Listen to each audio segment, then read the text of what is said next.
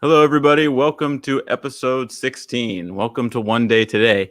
Thank you so much for joining us. We are going strong. I need to keep count. I think we're at 50 guests now. We've had some amazing shares so far. And, this has been a really amazing just experience, just hearing everybody's perspective, where they've come from and how they got, through their own struggle, through their own facing their own fears, how some amazing people have caused their own transformation. And I think that's what this space is for. It's an opportunity for you and I and for all of us to share ourselves for who we really are, without the labels. When we focus on the humanity and the underlying person, who are we underneath all the labels, and that's what we're trying to put a spotlight on. We intend to shine a light on humanity, and we're not focused on separation and divisiveness. And in this time of the COVID craziness, there's a lot of beautiful things happening in the world, but you wouldn't know it if you don't look there. And that's what we're causing right now. We are shining a light on people who are up to things bigger than themselves. I want to welcome and introduce Matthew, our co-host, who's actually his birthday. Happy birthday, Matthew. I always forget Facebook advertises that. Thank you. Yep. Yeah. I appreciate that. It is the day that I embodied in this particular body, this particular time around, in this particular lifetime. And, I didn't accept that for a long time. There was a long time in my life where I felt like I did not choose this life, and I didn't want this life. I was basically slowly killing myself and doing it subconsciously because I didn't want to be here. And it's taken a long time to get to a point where I actually recognize that every breath I take is one that I choose. And if I'm not going to get the courage to end this life and destroy this body in some way, then I'm by default choosing to be here regardless of what I thought in the past. And I just kind of started realizing that if I'm going to be here, then I'm going to live, and I'm going to live fully. And so thank you. I really appreciate that little reminder. Oh, absolutely. It's reminded me of it's a small phrase from a poem I think Bob Dylan wrote. Why didn't they tell me it was going to be this way when I was born, or the day I was born? And it's funny. None of us choose to be born, but we do choose to live. We do choose. We choose who we're going to be in the world. Whether or not. Well, no matter how we ended up here, it's our choice every day. Yeah, I don't know about whether or not we choose to be born or not. I've had some experiences that kind of indicate that the opposite is actually true, that I did choose this body in some ways, but that's a story for another time. Absolutely. We have two absolutely wonderful guests today, and I think are we ready to bring Jenny on now? Yeah, let's bring in Jenny. Jenny. Thank you for joining us, Jenny. How are you today? I'm good. How are you guys doing? Fantastic. It's wonderful to have you. Really excited to hear you share. But without further ado, let's let you have the stage. Jenny, the stage is yours. All right, great. Thanks, guys. It's a joy to be here, and I appreciate this opportunity to share my story, because I think it's an interesting one that not everybody will relate to, but I think a lot of people will relate in some way or shape or form. So what I wanted to talk to you guys about is how I came from kind of living a humdrum life. It was not a bad life, but it just felt like I was, a hamster in a wheel. There was nothing all that inspirational about it.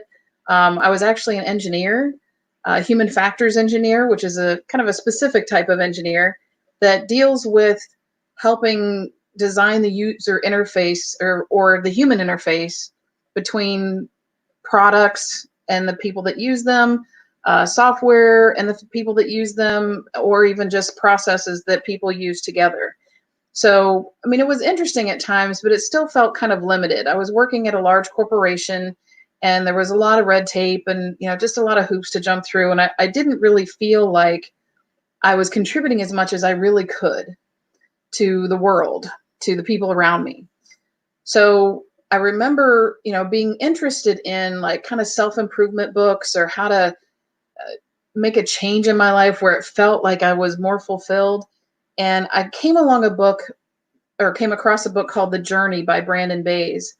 And after reading that book and seeing what she did for herself, which was basically through clearing out some emotional baggage that she'd been carrying, she managed to essentially cure herself from cancer, which I thought was unheard of.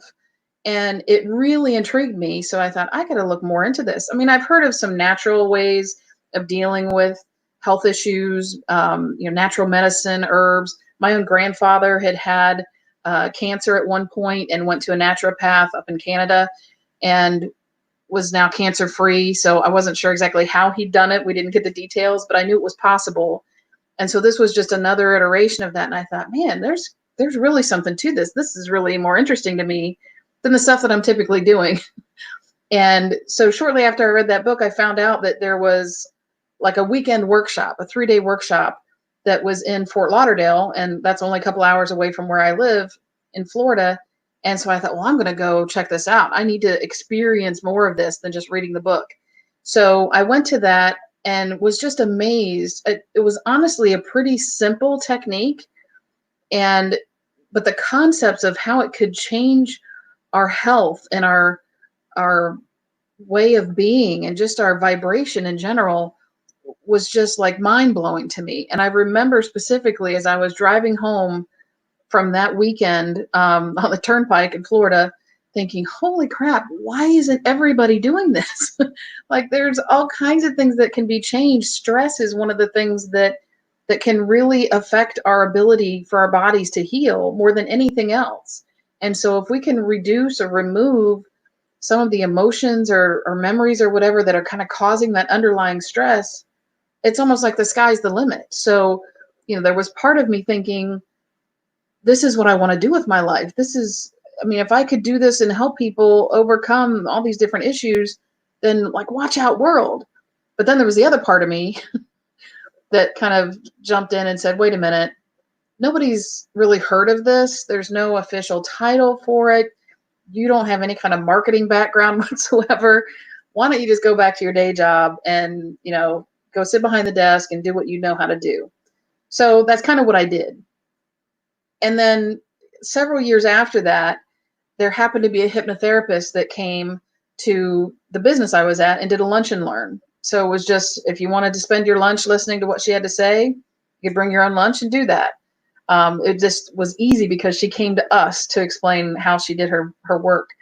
And she used to have a medical practice. She was an MD, and she gave up that medical practice to become a hypnotherapist. So already I was intrigued and impressed.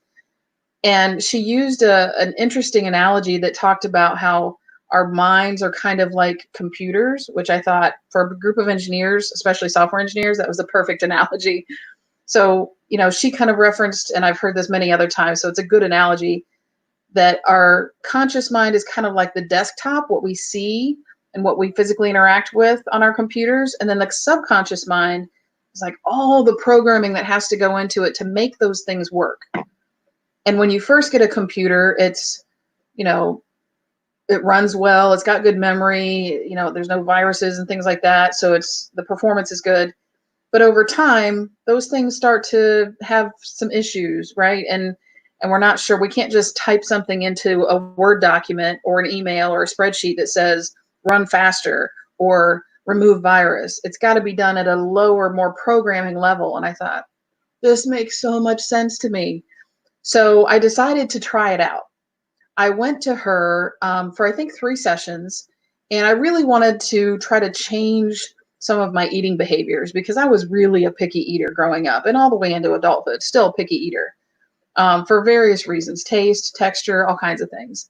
And so one of the things that we worked on was trying to change that and get me to eat more healthy foods that I had excuses because of texture or taste, whatever, that I didn't want to eat.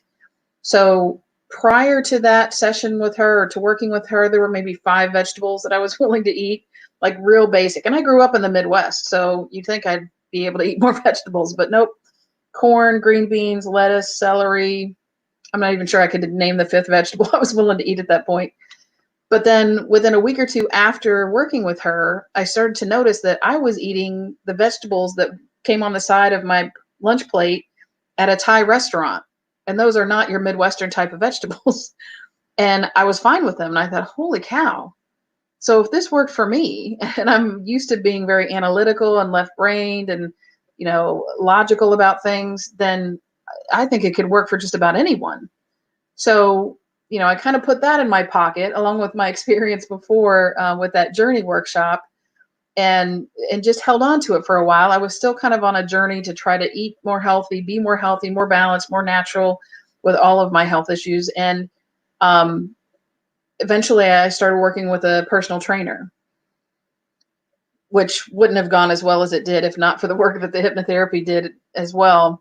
And part of my work with him introduced me to some other spiritual aspects, some Chinese medicine. He was into herbs and things like that. And the more interested I got in the stuff that he was talking about and trying to build in his own business, the more I realized that was more interesting and fun for me than what I was doing when I was at the company I was working for as an engineer. And so he even encouraged me when I mentioned that to him one day to, figure out, well, what are you passionate about? That's what you should be doing with your life. And so as soon as he said that, the thought that came to my mind was that drive back from Fort Lauderdale, where I thought, oh my God, if I could do this for people, watch out world. So the fact that I had that information and that passion, and then combined that with now I've experienced hypnotherapy and how powerful that is. And that is something that is more known. Not everybody knows about it, but a lot more people have heard about hypnotherapy than have the journey practice. So I actually incorporate a lot of the same techniques that I learned in that journey weekend with my hypnotherapy techniques that I've learned through schooling as well. But there's so much crossover. It's an amazing way to kind of just be able to be flexible with clients and help them use the imagery, use the power of the subconscious mind to truly transform their lives. Now, as a hypnotherapist, I've been doing that now for almost 7 years. So I left my job. I was getting 6 figures salary, and it was comfortable, but it wasn't like what I really wanted to be doing. So I took that leap, which was a huge leap. I'd never been an entrepreneur. I've never tried to start my own business before, but I knew that this was what was calling me. This is what I was more interested in doing for people. And I felt that I made a bigger impact for people on a daily basis than I ever did in the whole time that I worked as an engineer. So even though it wasn't that I was a bad engineer, I was highly respected as an engineer doing what I did, but it just wasn't enough for me. So being able to make that leap and start my own practice as a hypnotherapist, incorporating all the different techniques I've learned from different places that just seem to all intertwine together and be my own special version or recipe of how I can help people has been extremely gratifying for me. And I'm truly in a much better place, I think, emotionally and mentally, and I'm just much happier with my life having made that leap. If you would have asked me a decade ago or told me a decade ago, you're going to have your own business, you're not going to be working for, a company, a corporation, but you'll still be able to, pay your bills and help people, you'll feel even better about what you're doing, I would have completely dismissed that because it wasn't even in my sphere of awareness to do something like that. So I'm very excited and grateful that my journey has brought me to where I am today and where I'm continuing to develop in terms of different ways that I can help people, work with people, especially as the environment changes with the coronavirus, with social distancing, things like that. But there's so many ways that I've found through the hypnotherapy training I've received, through other trainings, like I said, that just seem to blend in nicely, other ingredients that go into my recipe. And I'm just so proud and happy to have made the change that I did. And not sure how I found the courage to take the leap that I did, because looking back, it was a pretty big leap, but I just felt it needed to happen. So I want to encourage everyone out there that does maybe feel like there's something more I could be doing or should be doing, or I'd just be happier if I could find this other thing. You don't want to always be chasing like the grass is always greener on the other side, but really take a look inside, take a deep, do some meditation or do some inward soul searching. And when you find that thing that is right for you, trust in it and take that leap. You won't be sorry. Thanks. Thank you so much for sharing your story, Jenny. And I think it's so awesome that you saw in yourself, while you're an accomplished engineer, you felt you could make more of an impact with helping people with hypnotherapy. And I think that's very admirable. I've always been intrigued by hypnotherapy, and what's interesting, I'm always fascinated by things that kind of blur the lines between science and spirituality and Yep. our own understanding of our own psyche. And I think it's really interesting. I'd be curious your thoughts, like the dance between the subconscious and the conscious mind, and what I've experienced and what I've through my own experience, but also just my own research, is our subconscious mind believes whatever we tell it, whatever's going on, whether it's good or it's end of the world, things are scary, or things are amazing and couldn't be better. Our subconscious mind will feed off of that. And Yes. Where in your journey did you discover your own, your dance with your subconscious and your conscious mind? Gosh, I think it was kind of a gradual thing. Different areas kind of fell into place at different times. But one thing, as I've worked with so many different clients now over the years, it's easier to kind of see things when it's objective, when it's outside and see how Right. kind of fall into place versus realizing when that transition happened for yourself. But what I've really noticed is the subconscious doesn't really know the difference between what the senses are actually sending it and what we can imagine ourselves. So, and there's filters, right? I mean, everybody has their own filters in terms of when they see something, it gets filtered in terms of what they perceive about it, may be different than what someone else perceives about the exact same thing that they observe. So observation is different than perception. And that's where the subconscious can go a completely different direction based on that perception. And so that's why if we can create our own set of imagery of what we want our subconscious to follow, it doesn't know the difference between that and what it actually saw. So the more we can give it the thing that we're trying to go towards, the easier it is for it to follow that path. And that's part of how it can be so transformative. I mean, one of the first things that I do with new clients is I meet with them to find out, what are the triggers or the little switches that we need to flip in order to help change a behavior or change the way they're feeling or whatever. We come up with customized suggestions, and those are repeated to them several times in a recording that then I suggest they listen to daily until the subconscious has gotten more of that than what it's used to. So it can outweigh, and say, oh, well, there's a lot more of this that I'm hearing now. So that must be the way to go. And it just helps, overcome the past experiences with the new way things need to go. Yeah, I like that analogy, and then there was the computer analogy in there, both that I really appreciated, because it does feel like that kind of gives a model that the conscious mind can latch onto and start to allow itself to accept some of these outside inputs and reprogram in a way, which is really lovely. Have you noticed, like, so you mentioned the repetition. This is something I've noticed in my own experience. Like the more I repeat something to myself, the stronger the belief comes. And it is the beliefs that seem to be the filters that you're talking about. So like Right. you grow up being told that a certain thing is this. Like I have Yep. a friend who puts it this way. He says, if you believe the sky is blue, you'll never see what's really there. Yep.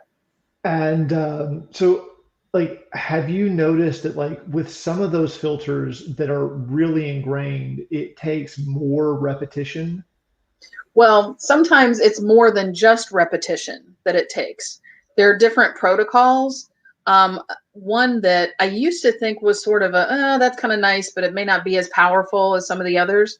But boy, I've had some amazing transformations with this protocol. So it's called parts therapy. And it's really about trying to dig down into the subconscious and see if there's any self-sabotage going on. Because quite often, especially with different behaviors, that like smoking is a great example, because there's plenty of people that say, oh, I know I shouldn't smoke. I know it's not healthy for me, but I can't seem to quit. So there's something going on in the subconscious mind, because consciously they're aware that smoking cigarettes can be harmful to their health. And the subconscious is there to try to keep us healthy and happy and safe. But there are parts of the subconscious that get stuck thinking that smoking that cigarette is going to make them less stressed, and therefore that's better for them. Or smoking the cigarette is something that's been consistent for them and nothing else in their life they can rely on. Or, there's something like that going on that we have to kind of go in and re-educate or retrain that part of the subconscious so that it can let go of thinking that that's its job, is to keep them doing that behavior. And that there's another way that it can be even more helpful. And sometimes that's been the thing that's just clicked it in for people. They could listen to the recording until the cows come home. It didn't change, maybe reduced, the habit, but it's some, thing like that just really needs to flip the switch all the way. So, it's different for different people. You can't really tell them exactly how many or which session's going to do it. And that's part of what's interesting about it, is every client's different. Every situation is different. I've worked with hundreds of people to help them quit smoking, but every single one of them, it's worked out differently, because we are all unique, and we all have, based on our experiences and our thoughts and beliefs, like you were saying, we have those different filters. And so it's going to take something different to be the thing to, open that filter up or remove it for us. Yeah, exactly. And it's like there's so many different ways those filters can get installed. Like just one example from my life was when I was in middle school, I had a friend who was my best friend at the time, and he got a girlfriend and started drifting away from the group slowly but surely, and until eventually they had sex, and then like he changed completely, and like I took that and internalized it without even realizing that I was doing it, that I don't want to change the way he changed. And so, like at that point, I basically made a subconscious decision to stop participating in life and only be an observer. Mm-hmm. And because of that decision, I realized this years later, I had no integrity for myself, because there was nothing that I had created. I wasn't participating. I had no skin in the game. So I had never created anything that I cared enough about to have integrity for myself. Yeah. So yeah, I totally get that. I definitely appreciate that. I wonder, like, is there like, I don't know if that's the best question, but something along the lines of, I guess, what is the one that really got you involved? Like, what was the one therapy that you went, oh, this actually works? In terms of my own experience or what I've done with clients? Either or, whatever's present right now. Well, I'll say the first thing that popped into my mind when you said that is when I was going through my training to become a hypnotherapist. One of the other types of techniques that we learned was breath work. And so as we were practicing breath work on each other, that was where, and I don't remember, oh yeah, my intention going into the breath work was to figure out, what is it that makes me feel like I need to grab something to eat on my way to go play volleyball in the evening or something. Like, why do I feel like I can't wait till afterwards? Why do I have to have a snack before or something like that? Just because I was trying to come up with something, we always had to be like the client and the therapist or whatever. And I just came up with that. And with the breath work, it actually took me to a past life.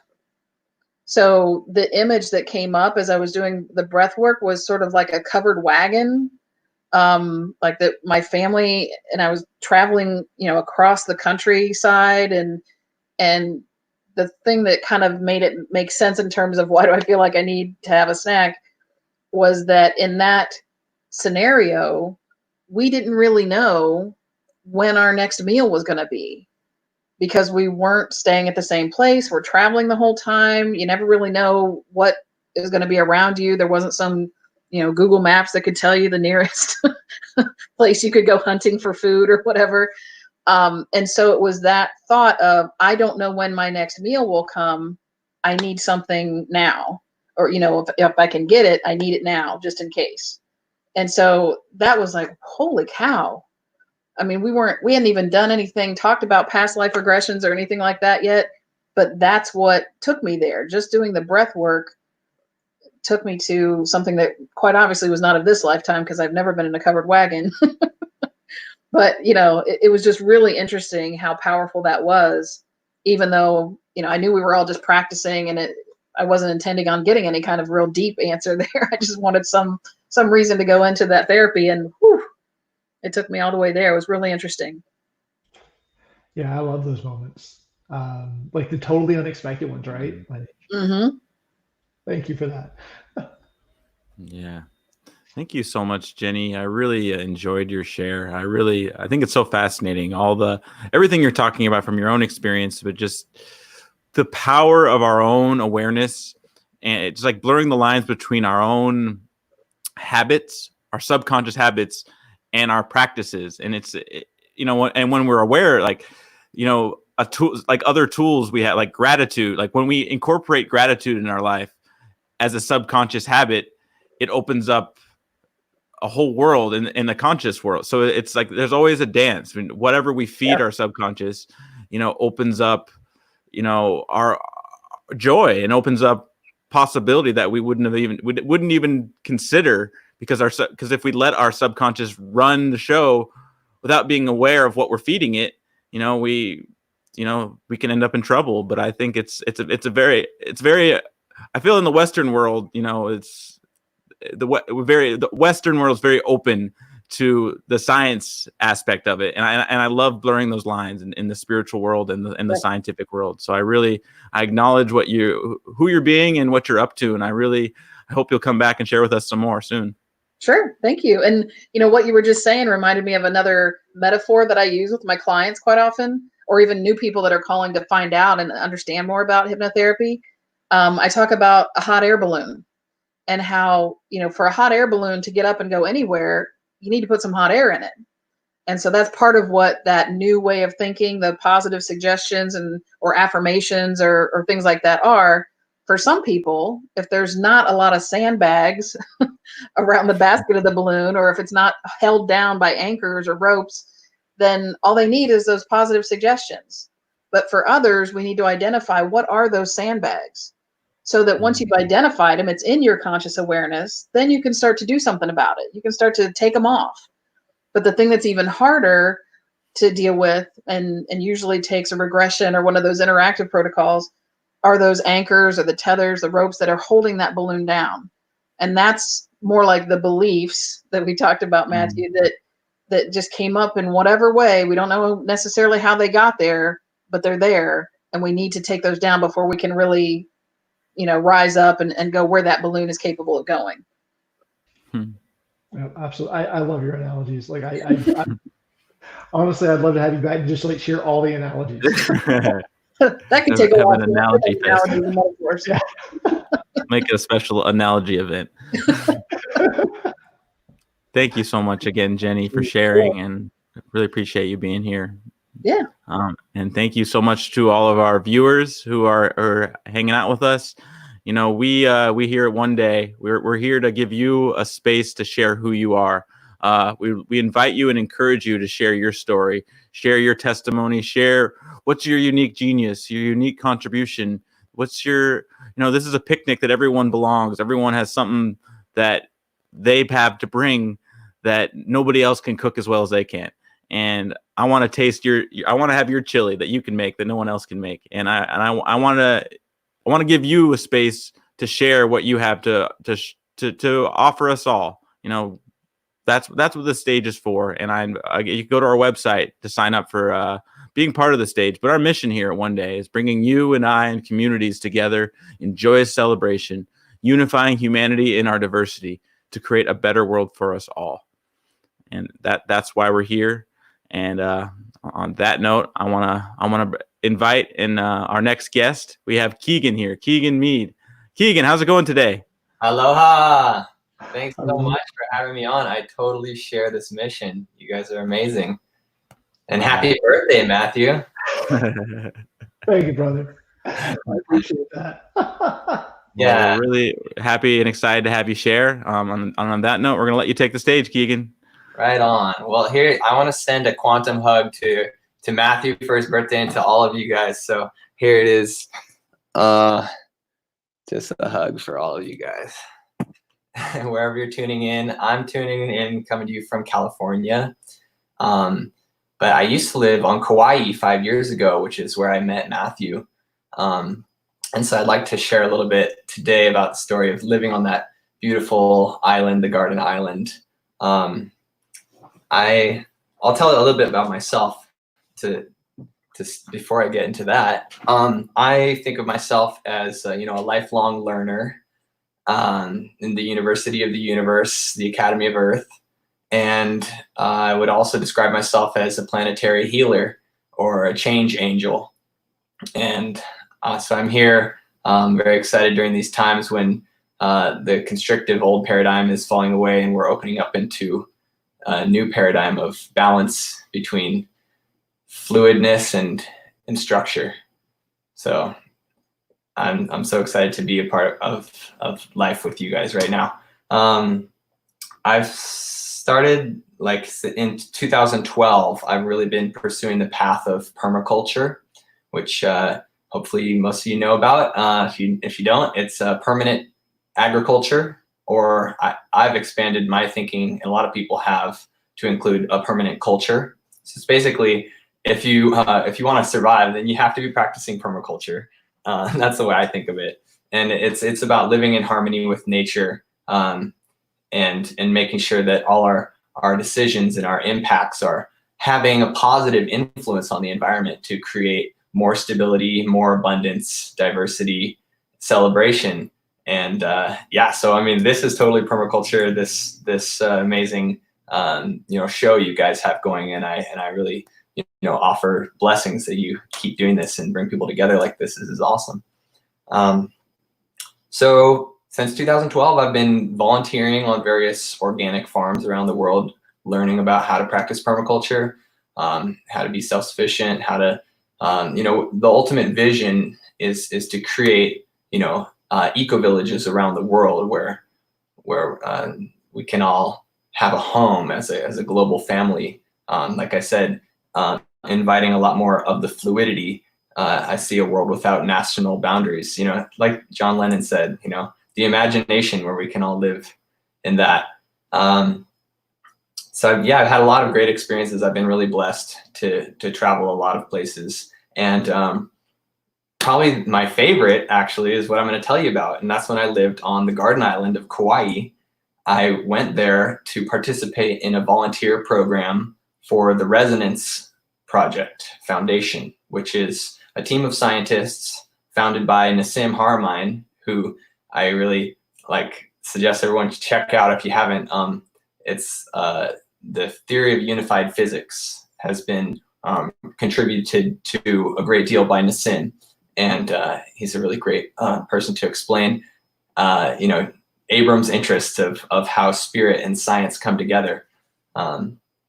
Beautiful teachings. I was so blessed to be a part of the team there. They had a 15-acre property on the North Shore of Kauai. And we had organic gardens that fed the scientific team out of, and they were doing research and development in figuring out how to, moving towards free energy devices. Like Nassim wrote a paper in 1997 that was on. It was called the harmonic sphere flux resonator. So they were working on how to figure out how to make technology to control the force of gravity and things of that nature, and also just sharing, the understanding. Now they have a free access for everyone since the quarantines happened, of their online program. So if you want to, get more into how spirit and science go together, the Resonance Science Foundation is what it's now called. Their website is resonance.is. That's really good information that anyone can go and learn about. And it's a whole beautiful community of people that are opening up discourse and how to discover our true nature and how spirit flows and how everything works in the universe. And so I'll tell my story of how I was invited to, while I was volunteering there, I was invited to a ceremony on the beach. And this was a ceremony for a crystal skull. I don't know if anybody knows about the crystal skulls, but the Mayan people had 13 crystal skulls that were actual beings that lived on the earth, as I understand it, that put their consciousness into these skulls when they left the earth, but they left their records, because crystals are record keepers. They store information. It's like a library of light that's available inside these. And so I was invited to this ceremony that was between one crystal skull that had been carried around the world and then brought to Kauai, where in Mount Waialeale at the center of the island, there is what's known as a dweller crystal skull that's buried inside the mountain. And so our ceremony that we were doing that day was actually to marry these two crystal skulls. And everyone that was there got a chance to go and touch and learn whatever it is that we could from the information all stored inside this crystal skull. So that was a beautiful experience. And the lady who was to be the steward of that skull, who lived on Kauai at that time, her name was Maya Nartumid. And I was very impressed when I met her. She struck me as such a wisdom keeper. So I really have been tuned into what she's been sharing through her website, which is New Earth Energetics. I think we'll have a link to that website with this video for you guys. So she's been putting out all kinds of interesting information to find out who we are, where we're from, how things work. And kind of the source of her information that she puts out there is a being known as Thoth. And so she doesn't call it channeling. A lot of people, they do spiritual channeling of beings to bring through information from higher dimensions. She calls it translation, but however you describe it, information comes through her from Thoth. And those of you who don't know who Thoth is, Thoth's name is the origin of the word thought. He is, an old soul who's been, involved with the evolution of the earth for a long, long time.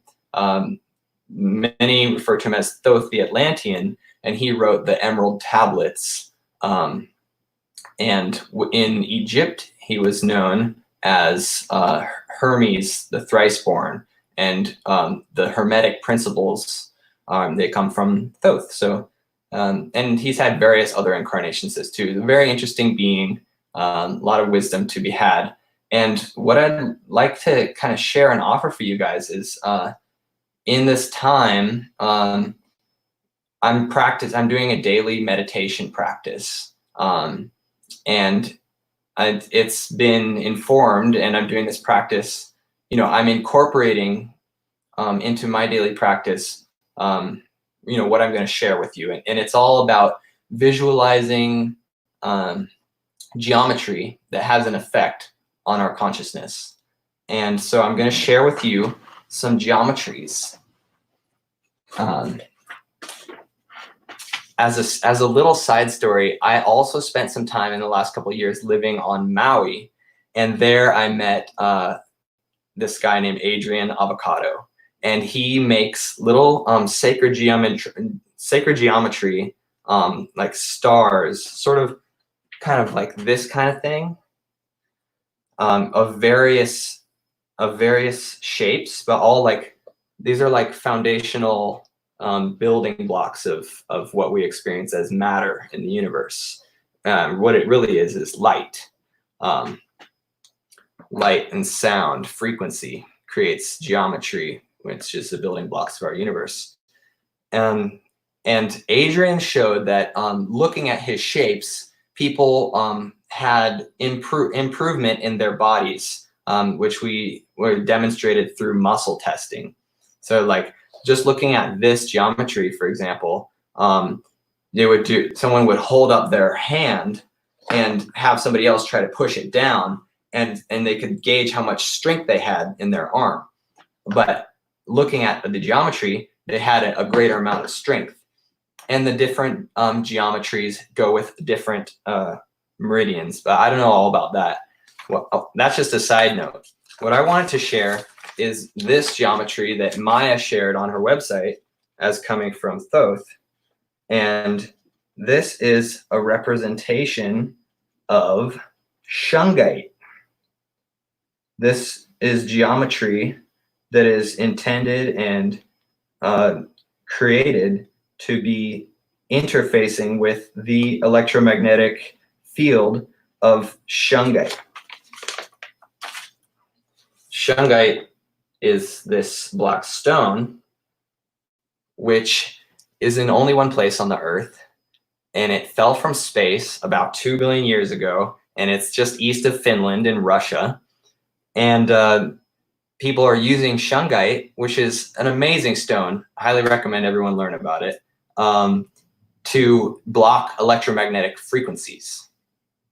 Not to stop them, but to stop them from being harmful. So like I've got a little shungite sticker on my phone. And, you know, I use this geometry in my meditation. And so I'd like to be able to share this meditation with you guys. And if you can, you know, create space to take a minute to participate with me, what we'll do is visualize this geometry. You can keep your eyes open during the meditation, or you can close them and kind of try to remember what it's like. So just kind of get the image retained. And what you're going to do is visualize this beneath you, like it's on the floor.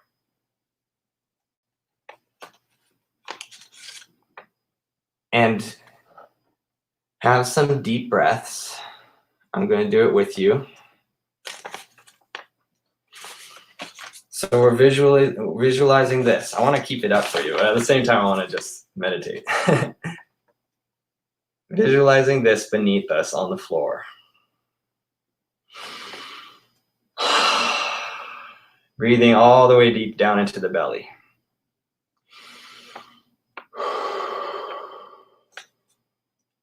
And above this, we're going to see this star. Now, this is described on Maya's website, and this is what I'm sharing. You don't have to visualize this exact star, but any star that has many points.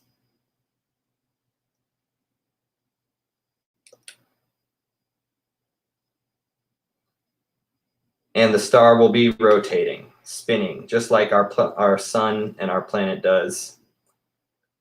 So keep that, yeah, you'll have that in your mind. I'm not going to hold all of it because there's one more geometry. So you've got the shungite beneath you and the multi-pointed star just above it, kind of like it's in the middle of your body.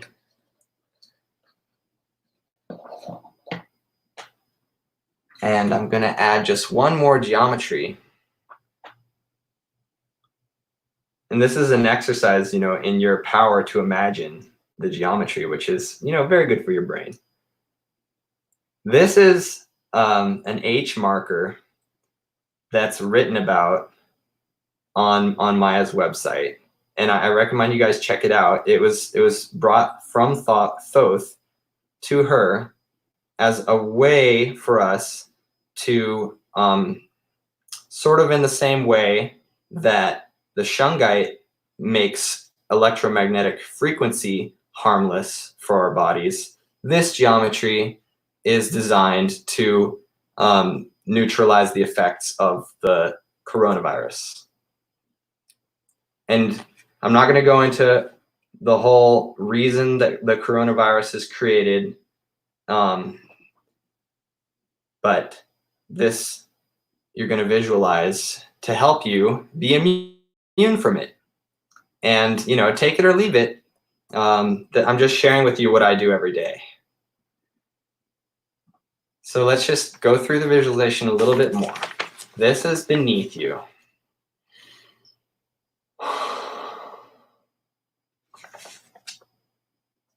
Oh, I see. This is above that. The multi-pointed star. And this is above that in a cube. So each side of the cube is this. This is one side. And if you can hold that all in your mind, which is a practice to do, you can see how it makes you feel. And I just like to offer that on the chance that it will be something that you'll find useful, like I do. Now, I just like to add, thank you for joining me. If you guys took some time to kind of sit in meditation with that, I encourage you to explore on your own. I just like to add that I've had stickers made with these that have little actually powdered shungite inside them. So if you resonate with what I'm telling you and you'd like a sticker, I'll send it to you. You can contact me and I'll send it to you. Good stuff. Now, let's just sit with all that for a minute. Take a drink of water.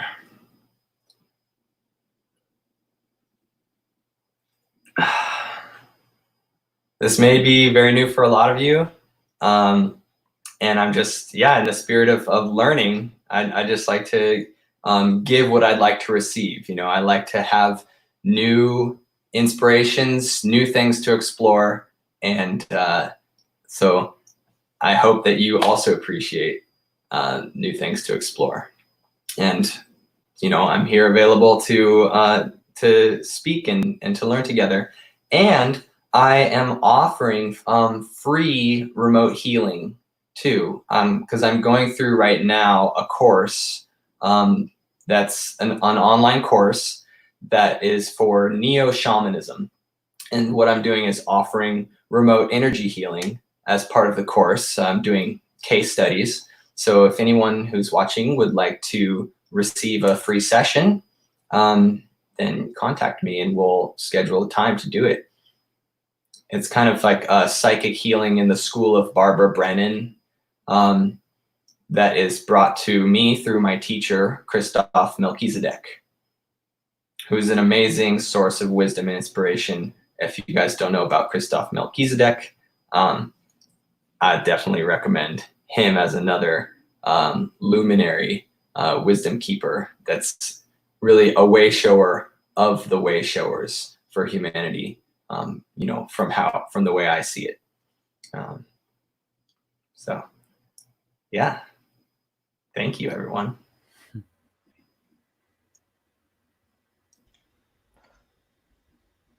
Thank you, Keegan, for sharing. You know, that was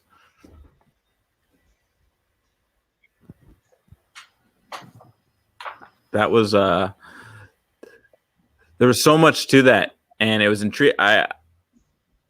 I love the story of how this all came about. Like, you know, it started in the mystical story of how you came to this and how you're sharing this with us today. I'm curious, where in your experience did you, I mean, where in your experience did you see the power of this kind of healing and the power of sacred geometry? I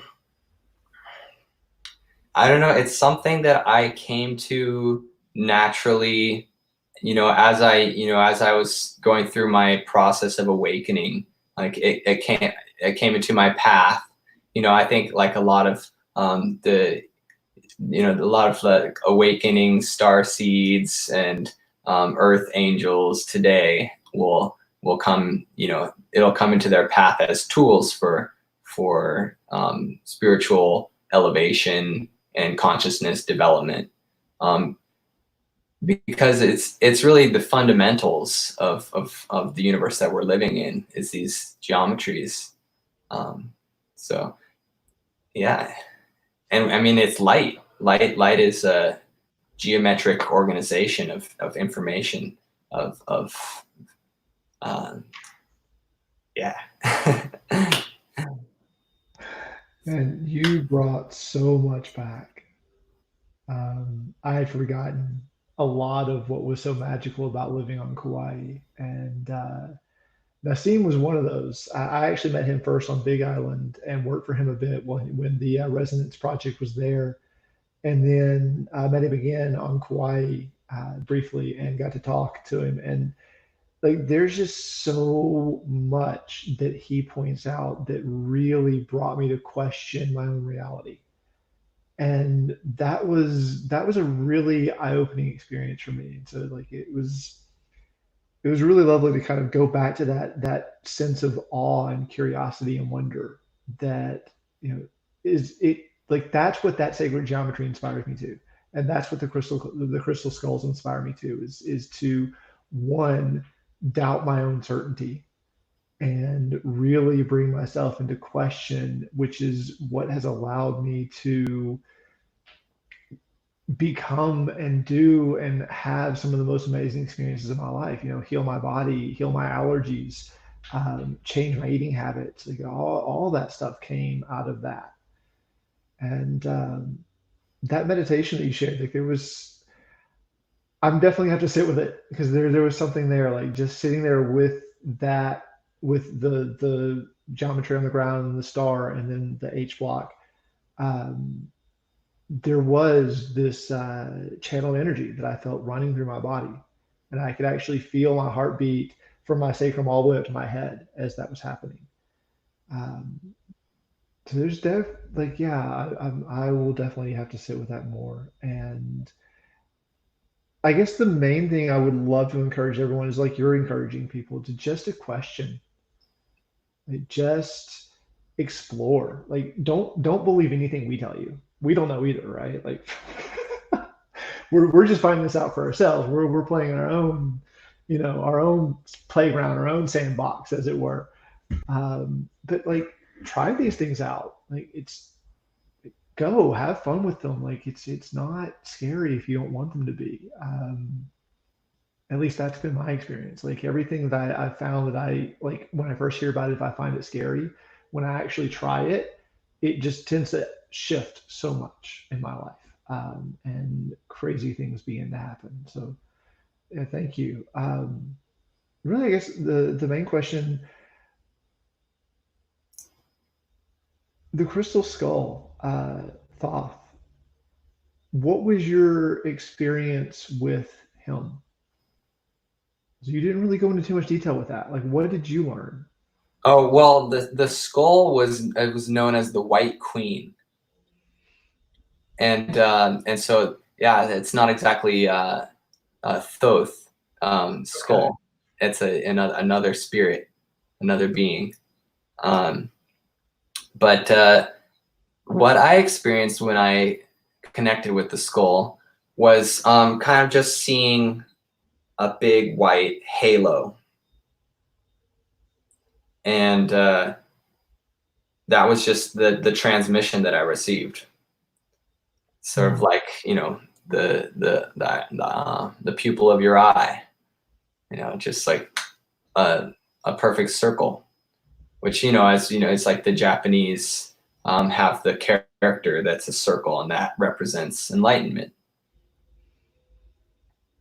Yeah, that feels like it was the key. Yeah, I forgot to mention that part. Thank you. And thank you for the validation too of feeling the resonance with the meditation. And that's beautiful. I'm so glad that you felt that. Yeah, absolutely, man. So we only have a few more minutes before we have to close. I'd like to bring Jenny back on and give her a chance to kind of share a little bit about her experiences and just give you a few minutes to kind of talk to each other, if that's all right. Cool. There we go. Jenny, welcome back. Thanks. Well, first I wanted to show I have a very similar bracelet to you. Nice. Awesome. You held that up. I'm like, oh yeah, I got one too. No accidents. That's right.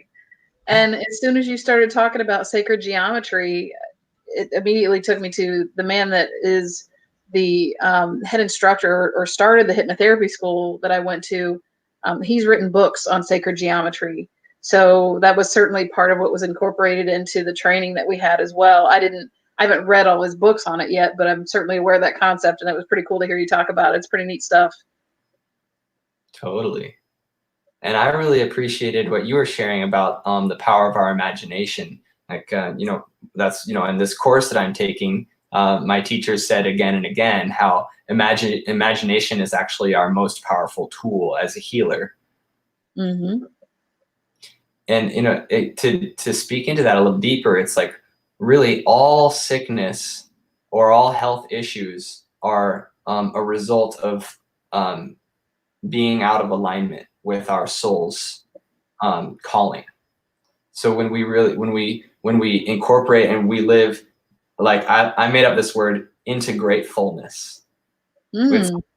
You can think of it as into great fullness, or also integrate fullness. Mm-hmm. And when we are living from that place of aligning with our soul's nature, which is one with all that is, then we manifest perfect health. And when our subconscious has been programmed into something that is not that, we use our imagination to reprogram it. And that was really beautiful. Right. Yeah, and I really think that all disease is dis-ease. So out of ease, that's when the disease comes in. Absolutely. What you were both saying, I was just going to speak to what you were saying about imagination. I feel like that kind of bridges the gap where subconscious meets our own experience. And actually, I shared this once before. I'm going to share it again. This is a quote by Gandhi, one of my heroes. He said, "Let the villages of our future live in our imagination, so that we might one day come to live in them." Awesome. Yeah. I've never heard that. That's so great. There's the power of our imagination, and I mean that's kind of summing up what this is all about. What one day is the future right now. If we treat one day as something that we're disconnected from, or we don't have responsibility in that future, one day this will happen, one day that'll happen, one day I'll be happy, one day I'll have this, I'll have that. We disempower that, causing that future, and like that, and that's the power of our imagination. Is we create the future right now. There's no such thing as tomorrow without right now, and then I think that's what Gandhi was speaking to. We let the villages of the future. And that's what one day is about. It's like we are committed to. Despite conversations of division and separateness, we are standing for a future where we all have our unique contributions, our unique what we bring. We can show up to each other, and we can create a world that works for us all. And I really appreciate both of you, spending the time to share with us and just to share your experience and who you are. It's kind of amazing. It keeps happening. I didn't plan it, but how these connect, like we don't plan our guests to have a similar theme, but it's like, it's almost absurd how much this happens lately with this show. I really appreciate both of your perspective, and I learned a lot. There's a lot of things I don't. I mean, and that was kind of what we were saying, is like, I don't know, and that, what Socrates said. The oracle said to Socrates he was the wisest man because he knew that he didn't know, and for me that opened up a door. And it's in the question. It's in not know. It's like, if you think you know, you don't. Nobody knows, and I think it's all in the question, and it's not even in the knowledge. It's in the experience, and I really appreciate both of you spending the time, and I appreciate our guests here. We actually gotta end right now, but thank you both so much. Really appreciate your presence and your compassion, and we hope you'll stay in touch and share again with us soon. And to our viewers, we are here at One Day. We're here to give you a space. We want to invite you to share who you are, share what you have to contribute with all of us. We all benefit from your presence, from your story, from who you are. And we couldn't do it without you. And you have an opportunity to share. If you want to go to the website, onedaymvmt.org, you have an opportunity to share with us, with all our fellow humans. And you also can volunteer and, help us, make One Day movement, spread globally as we are, a day at a time, and then that's, what our vision is for One Day, with humanity rising in a connected world, with each person's unique contributions being valued and magnified through a higher level of collaboration, producing unprecedented new realms of possibility. But thank you so much, everybody, for tuning in. Thank you to all of our guests, and have a wonderful rest of your day. We will see you next week. And until then, I love you. We'll see you next time. Be blessed.